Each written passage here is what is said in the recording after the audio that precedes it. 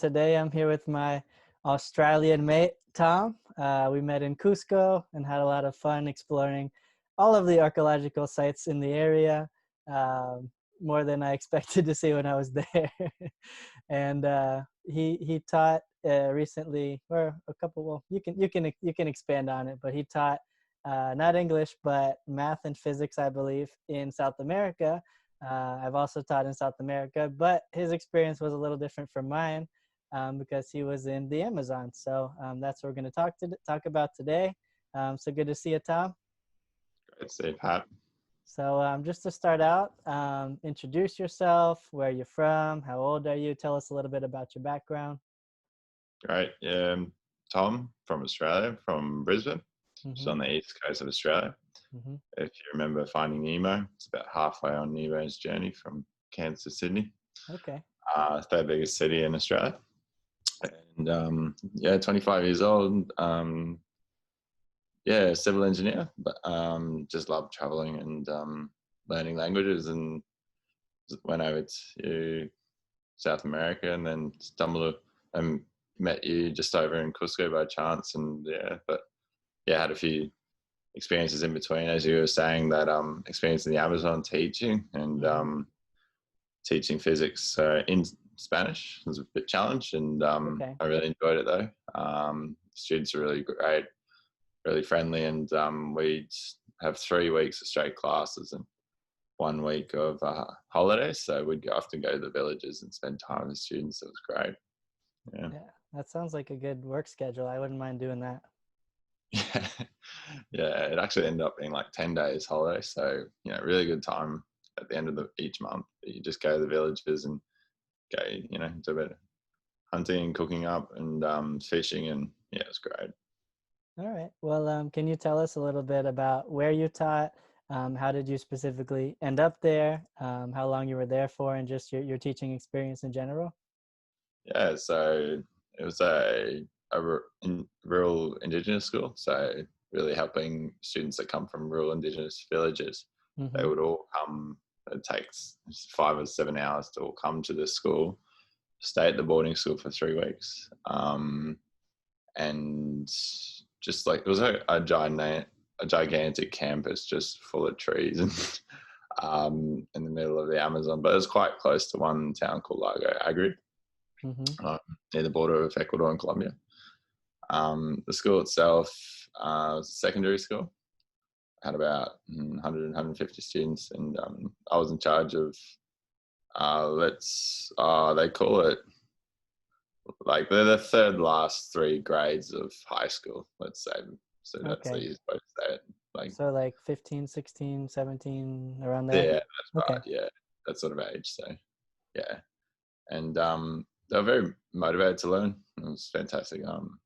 Physics, even though it was a different language, it's all quite similar. You just got to know your numbers, and the questions are always the same. So that's quite nice. Mm-hmm. Trying to teach in a different language, yeah.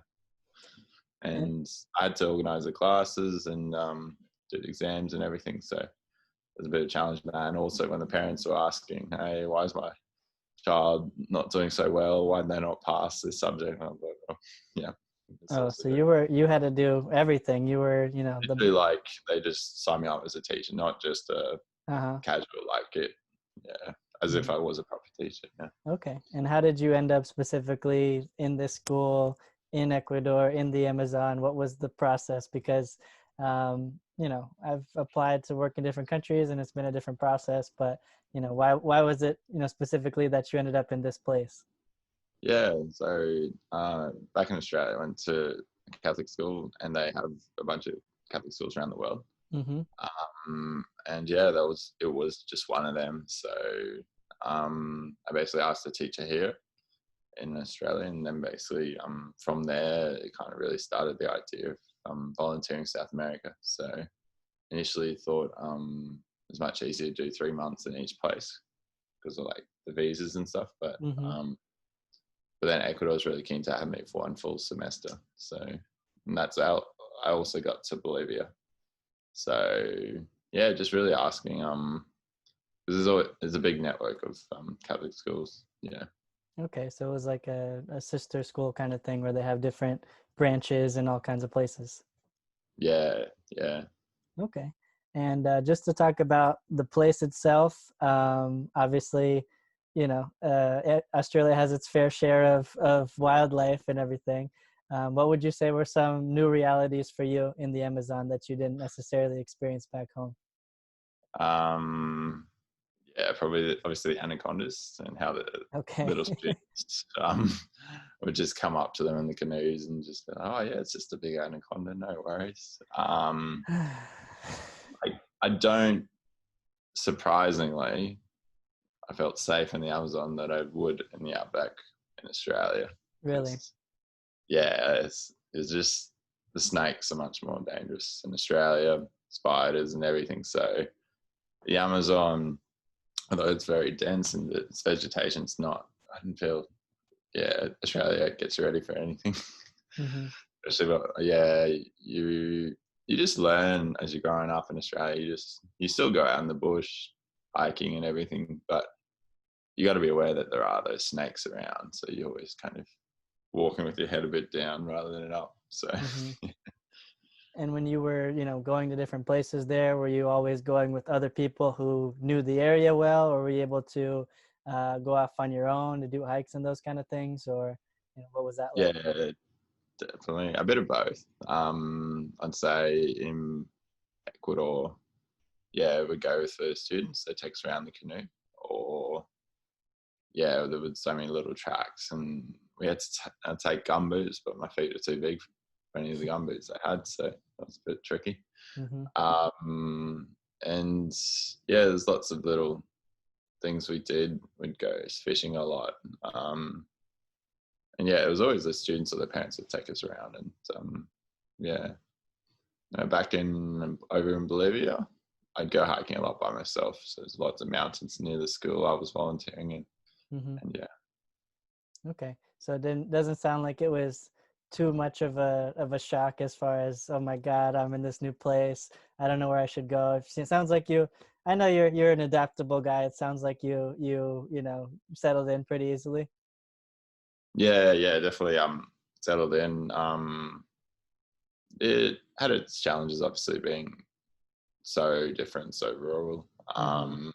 Hmm. But that was a trick. Like the people are just so friendly. I think when you really immerse yourself and be open to new experiences, and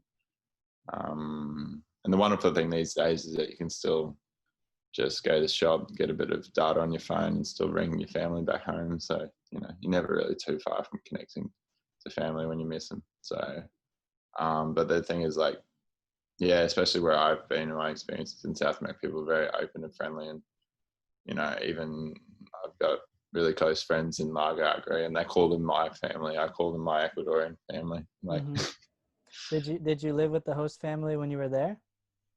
they weren't a host family. I literally just was arriving to Hmm.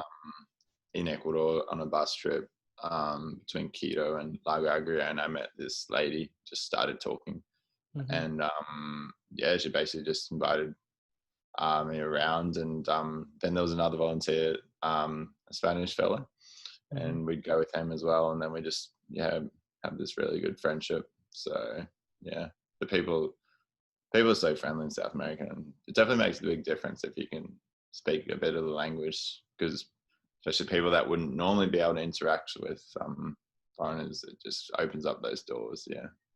Yeah, I've had very, good experiences as well traveling in South America as far as, just starting to talk to a family in Rio, and then they invite me to their house in Colombia, and I'm spending like New Year's in their house just because I struck up a conversation with them to take a picture or something like that. So it's just funny how, I mean, just obviously you're not always going to have good interactions, and sometimes you're just going to, see someone and not see them ever again. But some of the interactions you have with just you meet someone like us, and then you end up seeing them years later in a different place or where they live, and it's something that I really enjoy about traveling.